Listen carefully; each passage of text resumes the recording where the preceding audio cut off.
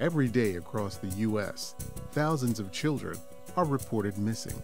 Even in safe communities like Fairfax County, it is vital for parents and caregivers to have a current photo and description available to quickly provide to authorities in the event their child is missing.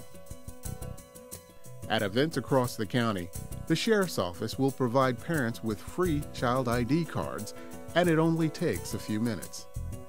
Child ID cards contain a child's photo and name, along with biographical information such as height, weight, and hair and eye color. And on the back of the card is a set of fingerprints using quick, clean, inkless technology.